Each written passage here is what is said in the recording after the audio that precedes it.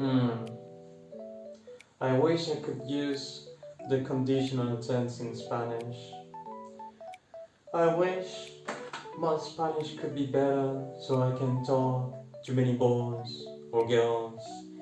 If you have ever wondered these questions, you're in the right place. My name is Alex, and in this video we're gonna see el condicional, the conditional tense in Spanish. So you can improve your Spanish level and talk a little bit deeper about your thoughts, ideas, or feelings. And the first thing we're gonna see is precisely the uses. First one we have is politeness. Because when we are asking for something, or when we have to ask for a favor, we tend to be formal or say in a way which doesn't sound rude to the other person. And it's true that Spanish people often forget about this and they don't use the conditional tense that much, but I recommend you to use it if you are learning right now Spanish. So when you are asking in English, I would like to have a coffee. Could you please give me something? Give me the salt, the sugar, whatever. You should use conditional tense to express politeness. And second use is the hypothetical situations. Okay, it's a basic example, but I think we all have studied this at school. When you think about, if I won the lottery, what would I buy with the money, right? So that's when you have to use the conditional tense, not in the first part of the sentence, but the second one. If I won the lottery, I would buy a car, a new house, whatever, sofa, the PlayStation, whatever you like, maybe Spanish grammar book, I don't know, I have no idea, but this could be an example. The third use is dreams or desires. I wish I could live near the sea. I wish I could move to Spain. I wish I could have a boyfriend or a girlfriend. It's also always you're gonna use the conditional tense. And finally, the reported speech. I know, before you collapse and say, oh my god, what's that? What's the reported speech? I mean, grammar class again in school. No, a reported speech is basically the type of sentence when you say, he said that I should do my homework. So it's basically talking about what other person said to you in the past. He said that we should move to America. And these are the main uses and the meaning of this verbal tense. So let me wipe this out and let's see how can you conjugate this tense.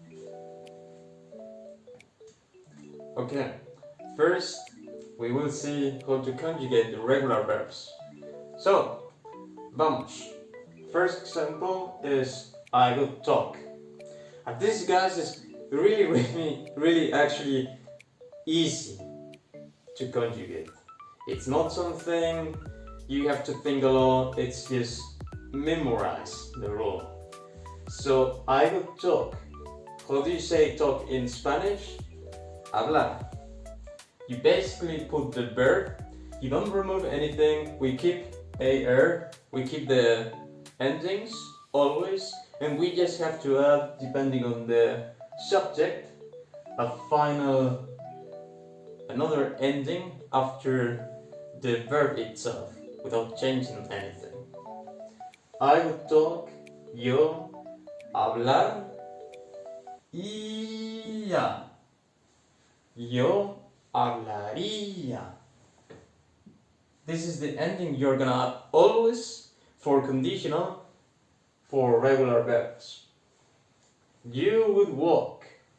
Tú, andar, walk, same, tú andarías. So basically, same as first form of singular, but here you have to add a final s. Many times happens in Spanish that second form, second person of singular, it's always the same as the first one, just with an extra s. And third one, if you have conjugate a lot of times, maybe you know, he would live, él, vivir, live, vivir, vamos, viviría,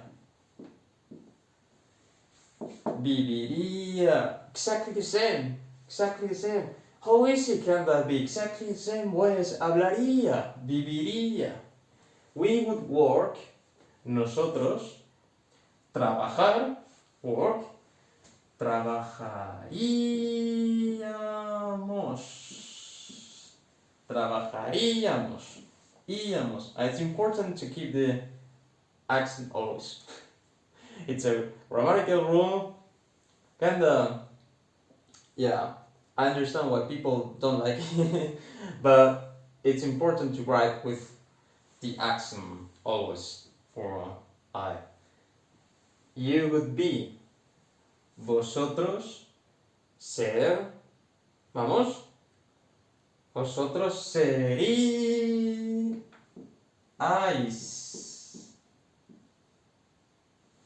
repeat, vosotros seríais. And finally, they would see, ellos, ver, sí, verían.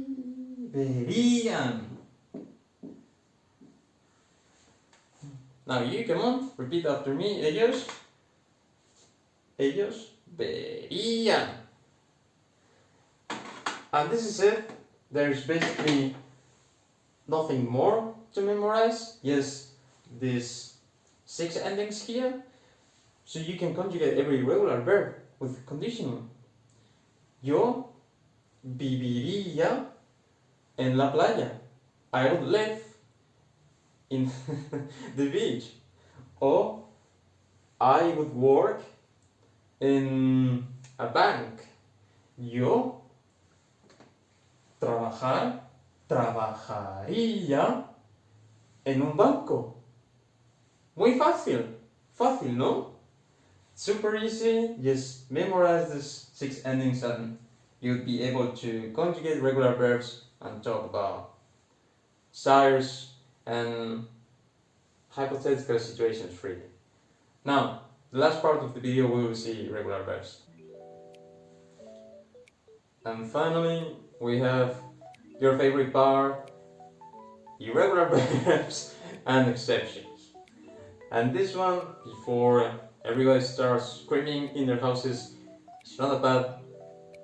There are many exceptions, of course, but with a little bit of intuition, you will easily recognize them, and we're gonna see now how to point, how to spot where is the irregularity and how to conjugate easily. And the first one is tener. Tener means to have. We saw previously that if this was regular verb, we would say tenería. Tenería. No. We say tendría.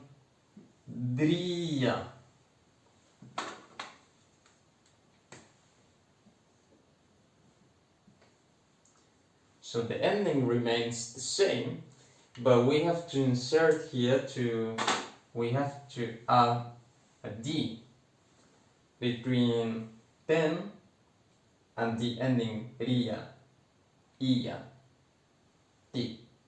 Decir means to say. Yo di. Now, you know the ending? You know this one? Vamos? Yo, I would say, yo diría.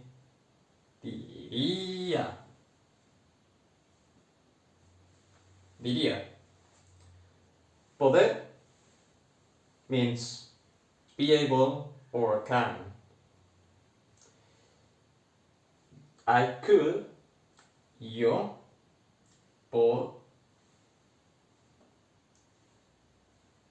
yo podría.